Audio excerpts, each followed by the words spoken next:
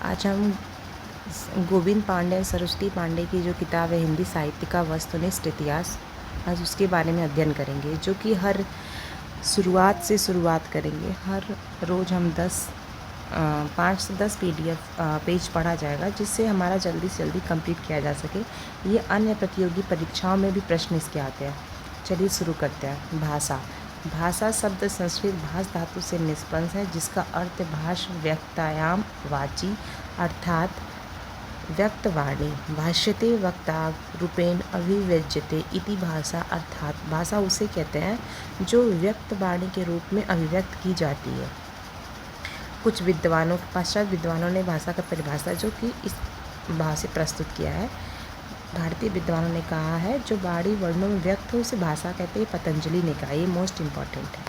और दूसरों के विचार आप स्पष्टतया समझ सकते हैं। कामता प्रसाद गुरु ने कहा, मनुष्य और मनुष्य के बीच वस्तुओं के विषय में अपनी इच्छा और मति का आदान प्रदान करने के लिए व्यक्त ध्वनि संकेतों का जो व्यवहार होता है उसे भाषा कहते हैं। डॉक्टर श्याम सुंदर दास ने कहा, ये बहुत ही इम्पॉर्टेंट है, ये भी मोस्ट इम्पॉर्टेंट है। जिन ध्वनि चिन्हों द्वारा मनुष्य परस्पर विनिमय करता है उनको समष्टि रूप से भाषा कहते हैं। बाबूराम सक्सेना ने कहा है। अब आगे हम पढ़ते हैं। भाषा जो थी वो आकृति मूलक वर्गीकरण का वंश वृक्ष निम्न ढंग से प्रस्तुत किया गया है। भाषा दो होती है, अयोगात्मक और योगात्मक। योगात्मक जो होती है वो 3 होती है, अश्लिष्ट, श्लेष्ठ, प्रश्लिष्ट। अश्लिष्ट जो होते हैं पूर्व योगात्मक, मध्य योगात्मक, अंत योगात्मक, पूर्वांत योगात्मक। श्लिष्ट होते हैं अंतर्मुखी, सहयोगात्मक, वियोगात्मक। प्रश्लिष्ट होते हैं पूर्ण प्रश्लिष्ट, आंशिक प्रश्लिष्ट। अश्लिष्ट जो होता है वो बहिर्मुखी होता है, संयोगात्मक और वियोगात्मक। आकृति मूलक भाषाओं की महत्वपूर्ण विशेषताएं उदाहरण निम्नलिखित हैं। देखिए ये ज़रूरी नहीं है, छोड़िए। पारिवारिक वर्गीकरण के वंश का वंशानुक्रमिक, कलात्मक एवं ऐतिहासिक वर्गीकरण भी कहते हैं। पारिवारिक वर्गीकरण में भाषा के इतिहास को आधार बनाया गया था। ये 4 है, पद रचना, वाक्य रचना, ध्वनि, अर्थ, शब्द और स्थानिक समीपता। विश्व की भाषाओं के परिवार की संख्या के संबंध में विद्वानों में मतभेद है। विल्हेल्म फॉन हुम्बोल्ट और भोलानाथ तिवारी ने इसकी संख्या 13 मानी थी। फ्रीड्रिश म्यूलर ने 100 मानी है। निर्विवाद रूप से 4 भौगोलिक क्षेत्र के अंतर्गत 18 भाषा परिवारों को प्रमुखता दी जाती है, जो निम्न है: यूरेशिया, अफ्रीका भूखंड, प्रशांत महासागरीय भूखंड, अमेरिका भूखंड। भारोपीय परिवार। भारोपीय परिवार को इंडो जर्मनिक आर्य परिवार, भारत इति परिवार से भी जाना जाता है। भारोपीय परिवार की 10 शाखाएं हैं, जिन्हें ध्वनि के आधार पर शतम और केंद्रम 2 वर्ग में बांटा गया। शतम जो होता है भारत ईरानी आर्य होता है, बाल्टो स्लाविक, आर्मेनी, अल्बानी, इलीरियन। केतुम जो होता है वो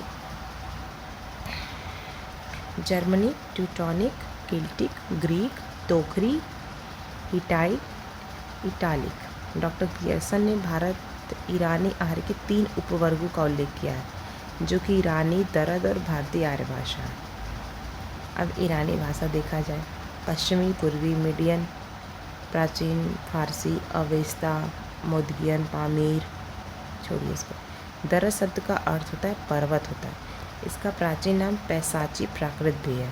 दरद भाषाओं का क्षेत्र पामीर और पश्चिमोत्तर पंजाब है।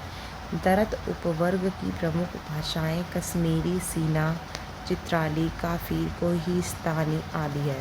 भारतीय आर्य भाषा जो है वो 25,000 ईसा पूर्व से लेकर के 500 तक के लिए है। जो भारतीय आर्य भाषा देखिए, भारतीय आर्य भाषा समूह को कालक्रम की दृष्टि से निम्न वर्गों में बांटा गया। प्राचीन भारतीय आर्य भाषा जो 2000 ईसा पूर्व से 500 ईसा पूर्व तक होता है, जिसमें वैदिक संस्कृत आती है और लौकिक संस्कृत आती है। अब मध्यकालीन आर्य भाषा जो होती है वो 500 ईसा पूर्व से 1000 ईसा पूर्व तक होता है, जिसमें पाली, प्राकृत और अपभ्रंश आता है। आधुनिक भारतीय आर्य भाषा 1000 से अब तक। प्राचीन भारतीय आर्य भाषा वैदिक संस्कृत प्राचीन भारतीय आर्य भाषा का प्राचीनतम नमूना है। वैदिक साहित्य में दिखाई देता है। वैदिक साहित्य का सृजन वैदिक संस्कृत में हुआ। वैदिक संस्कृत को वैदिकी, वैदिक, छंदस, छांदस भी कहा जाता है। वैदिक साहित्य को 3 विभागों में वर्गीकृत किया गया: संहिता, ब्राह्मण और उपनिषद। और देखिए जैसे 10 मंडल, 1028 सूक्त, 10,580 ऋचाएँ होती हैं। देखिए सामवेद में सोम यागों में वीणा के साथ गाए जाने वाले सूक्तों को गी पदों के रूप में सजाया गया है। सामवेद में केवल 75 मंत्र ही मौलिक है।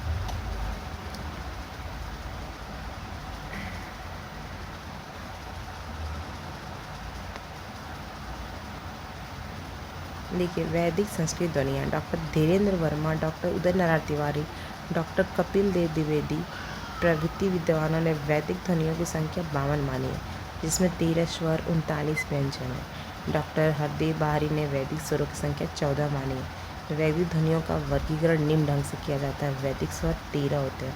मूल स्वर जैसे अ, आ, ई, उ, रे, री, और संयुक्त जो होते हैं वो ए, ओ, ए, औ होता है। वैदिक व्यंजन संख्या 39 है, जिसे क, ट, तालव्य, मूर्धन्य, दंत, ओष्ठ जो कि हम उच्चारण करते हैं। जैसे अल्प प्राण होता है क, च, ट, त, प। महाप्राण होते हैं ख, छ, ठ, थ, प, जिसमें बोलने में समय लग रहा है। अल्प प्राण से तुरंत हम बोल सकते हैं ग, ज, ड, ल, द, ब। महाप्राण होते हैं जो घ, छ, ढ, ध, फ, ह। अल्पप्राण अंगा, इया, ड़, न, म, ये अल्पप्राण होते हैं, अनुस्वार से कहते हैं। उसमें महाप्राण इसमें हवा के साथ बोलते हैं श, श, स। अंतस्थ जो होते हैं वो य, र, ल, व होते हैं। वैदिक संस्कृत की विशेषताएं।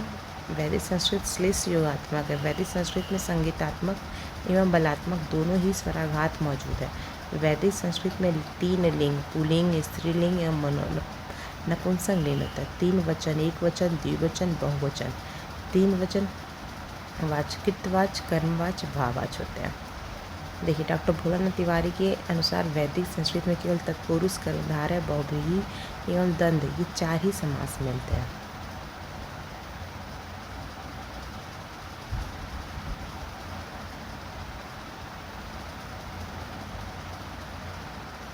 लौकिक संस्कृत जो होता है वो प्राचीन भारतीय आर्य भाषा का वह रूप है जिसका पाणिनि की अष्टाध्यायी में विवेचन किया गया और लौकिक संस्कृत कहलाता है। संस्कृत में 48 ध्वनियाँ ही शेष रह गए। वैदिक संस्कृत की 4 ध्वनियाँ। मध्यकालीन आर्य भाषा। पाली प्रथम प्राकृत होती है। पाली का अर्थ बुद्ध वचन होती है, जो त्रिपिटकों की संख्या 3 है। सुत्त पिटक, विनय पिटक, अधीन पिटक, अभिधम पिटक।